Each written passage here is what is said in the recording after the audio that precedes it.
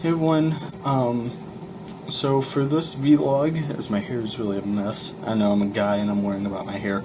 Anyway, for this episode, I thought I might as well talk about the power of CM Punk. Now, what I mean by that is you gotta look at everything that's really changed these past month or two in WWE. I mean, he did the infamous Raw promo where he basically criticized Vince McMahon, John Laurinaitis, John Cena, The Rock. I mean, he went after everyone, and now reports are saying that he now has more of a pull in the company, and that he now has more of a position to say, like, how to basically recommend talent to WWE, whether if it's a former member of their roster or if it's maybe someone new. And when I first read that, I was kind of like, well, I don't know why WWE would give him, or not necessarily give him, but let him, I guess is more of a better term, let him have that kind of free range. I mean, there's a lot of guys out there who have worked for WWE who were amazing stars in their own right. Colt Cabana was one of those guys, and CM Punk dropped his name. And the odds of him coming back, whether if it's as Colt Cabana or Scotty Goldman, highly unlikely in my opinion. But I think that WWE really has dropped the ball with a lot of people like that. Colt Cabana, Luke Gallows, like CM Punk said, I think Luke Gallows is a lot better than what people give him credit for back in the day. And in the day, I mean 2008, 2009. But I mean, I'm just saying, all in all, Punk had a lot of great points. I mean, but that said, you don't give the guy more power than what he should have. And I know as well as every single other person out there who watches wrestling knows that CM Punk knows good wrestling. He does. At the end of the day, WWE is a Fortune 500 company. You can't have one of the inmates running the asylum. It's cool maybe if he says, well, maybe we should bring in this guy, as a recommendation, but I wouldn't take it so hugely to heart like the WWE is, I guess is what I'm trying to say. But, I mean, all in all, CM Punk, he's played the WWE card, and he's played it to a T. And honestly, I don't think I could say that enough. He's evolved into a life of his own. I mean, when he came back on Monday Night Raw with that segment against Cena, where Cena, of course, as always, won the WWE title, it was like, when that music first hit, everyone's like, who is this? Who's coming out? Who's coming out? In the back of my mind, I thought it'd be like Chris Hero and Claudio Castagnoli, just because there's been a lot of talk that they're coming to WWE.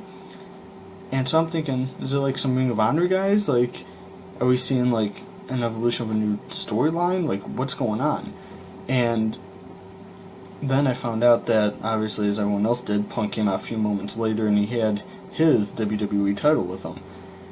And the funny thing was, when Cena held up the title, people cheered. But when Punk held up the title, more people cheered. Now, that is something in itself WWE has got to recognize. CM Punk is not a pushover. He's connecting with the fans, and he's doing an amazing job in doing it. The fact that they cheered more loudly for CM Punk than they did with John Cena it blows my mind. You just don't see that kind of activity every day, And I think that they've realized that, and I think that now Punk's going to be an even huger star than what he already has been. And to find a guy like CM Punk, he's a gem. He's one of those guys that, when you first see him on surface, you'd give him a decent push, but never as like a world champion. But when WWE first pushed him as a main eventer,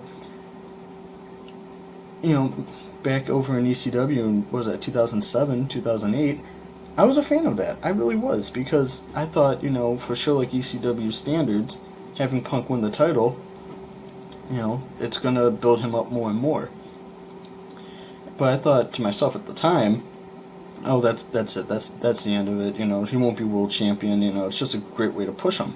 But then when they made him I believe, World Heavyweight Champion first time against Jeff Hardy, which one of my all-time favorites.